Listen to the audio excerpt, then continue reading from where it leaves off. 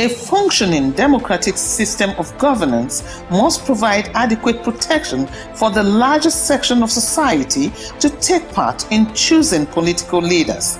To do this effectively, a cast-iron legal framework must be enforced to protect citizens while exercising those rights. Is this all-important provision included in the recently passed Electoral Act Amendment Bill by the National Assembly? This is Break It Down.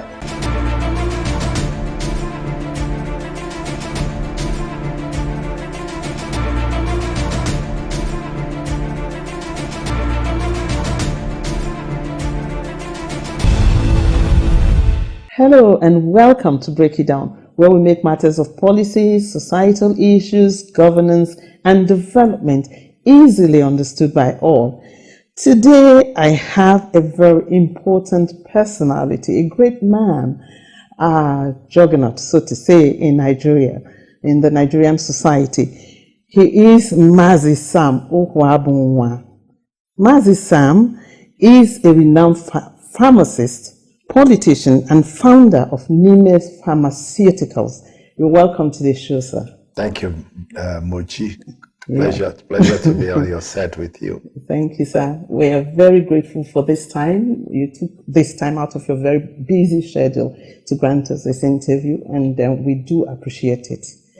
Today we're discussing Electoral Act Amendment Bill and Citizens' Rights. For the purposes of my viewers, sir, breaking it down, what exactly is the Electoral Act Amendment Bill and Citizens' Rights?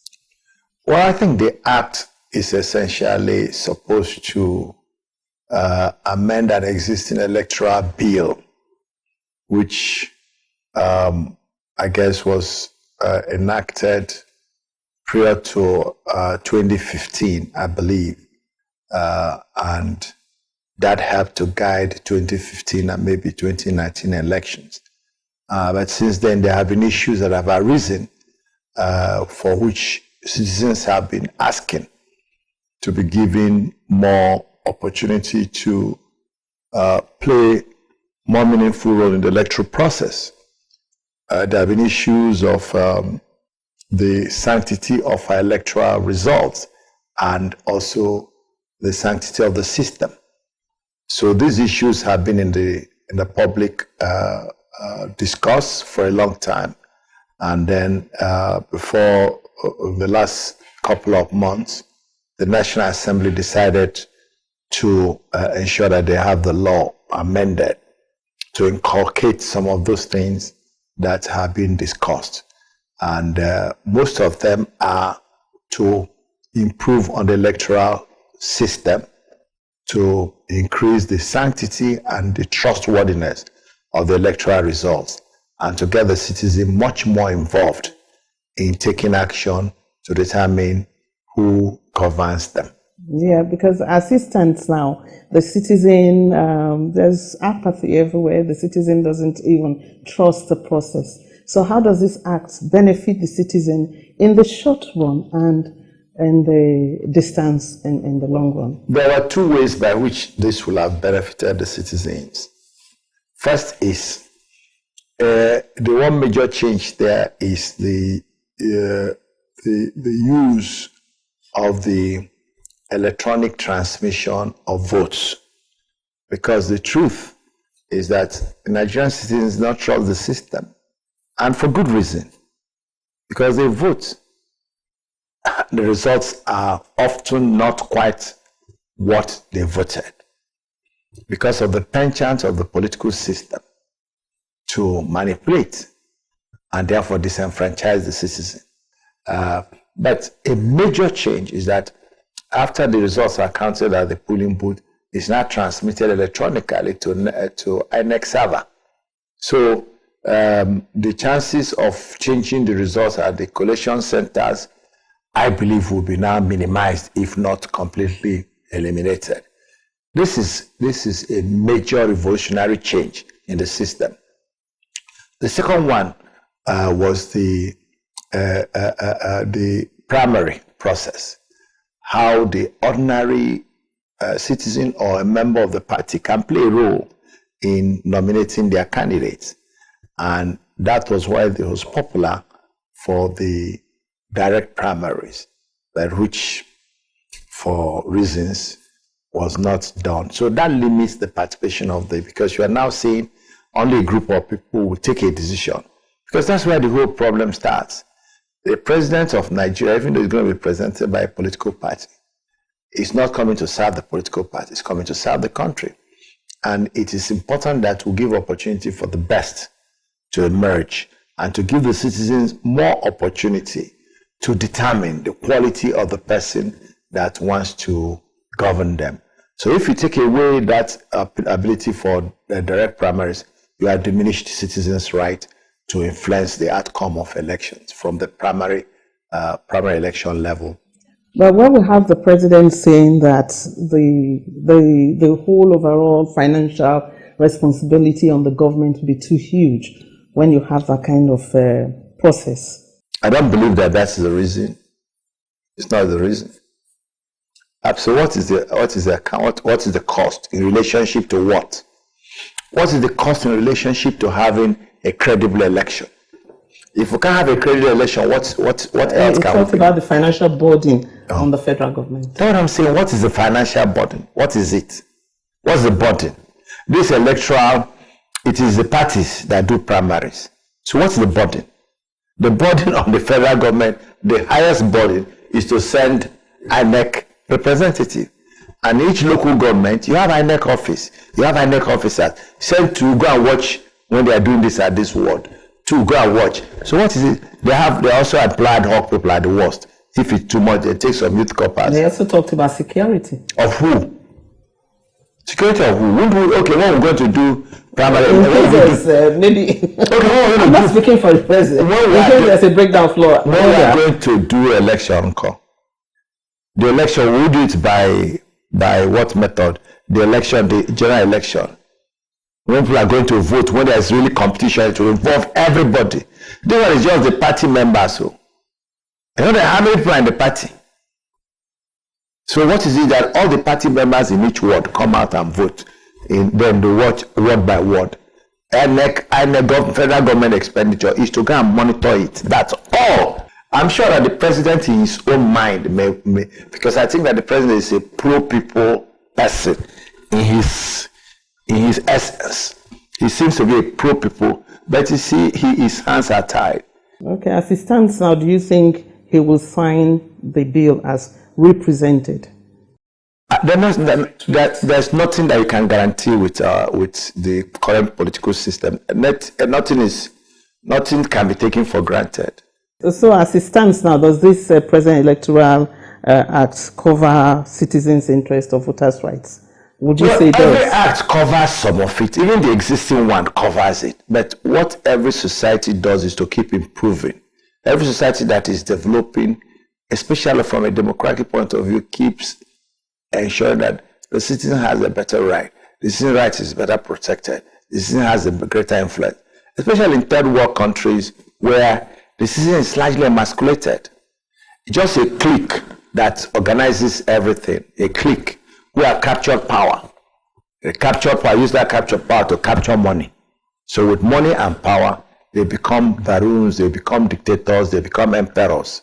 What they say should be done is what seems to be done, except God overrules them. From your position now, the power should be with the people. That is my position. Power should be with the people because they are the owners of the country. So you don't think the decision to elect a flag bearer should be an act of parliament, so to say? No, the act of parliament is important because that's the way to protect the citizen. If there was no law, it would be the battle of the fittest. Where is the citizen? People have captured power, captured money. So where is this place of the citizen? So the act of parliament is to protect him. Is to say this ought to be done. Because right now, the electoral law is not different from what it was before, either direct or indirect or consensus. It's what was before. So what does that signify? What does it really mean? It didn't change anything. The only significant change is this electronic transfer. Otherwise, everything in the old law is still in the second law. The only thing now is that we have a fair recognition of the electronic system of vote or transfer of vote. Even the electronic voting has not been adopted because electronic voting is different from electronic transmission. Electronic voting was what I think Kaduna tried to do. You come, you don't just press. I think that was what was done in Edo. Electronic voting. Edo State, yes. What did they do? We got the results online. No, that's electronic transmission. Voting itself. Okay. When you just use your something like iPad, you vote there. You don't fill forms. You don't. That's electronic. You just make your choice. Press the parties come out. Press names come out. You tick, and you go, and it moves immediately. When you do that, it moves. It adds up. So there's no paper. There's no. But now we're still using ballot. So legislation is important. Act of Parliament is important. If you say you don't want Act of Parliament, do what you like. The poor will have no place. The voiceless will have no place. The weak will have no place. So Act of Parliament protects the poor and the weak.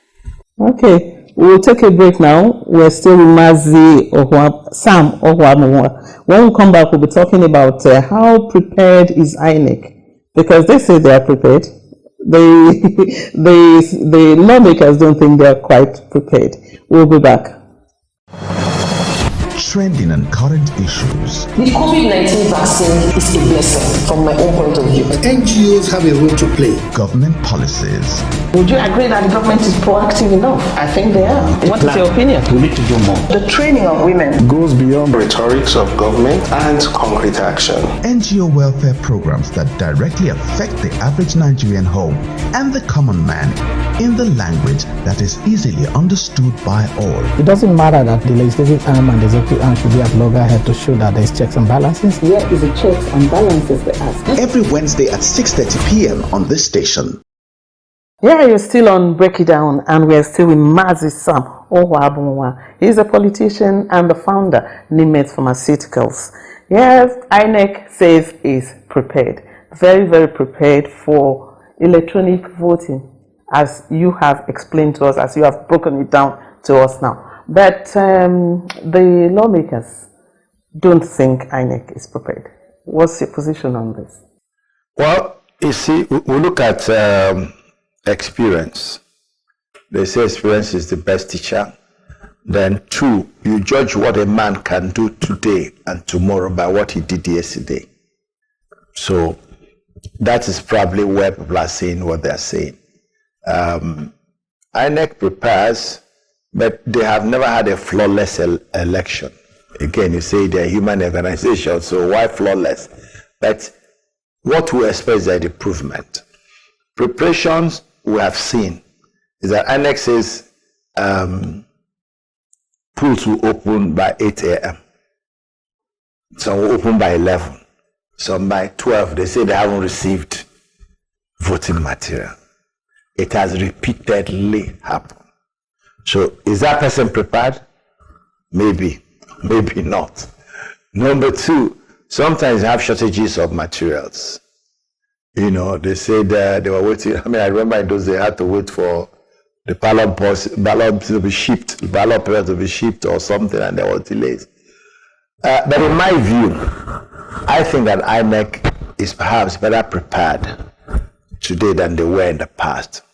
And why do I say so? I say so because these staggered elections they've heard, I think, has helped them to improve on their preparedness. You know, before, when every election was held the same day, you didn't have time to try certain things and correct yourself. But with this midterm off-season elections they've held, including they just held in Anambra, and the one they're going to hold in some states before the general election, that helps because they say practice makes perfect. The more they practice what they're doing, the better they get at it.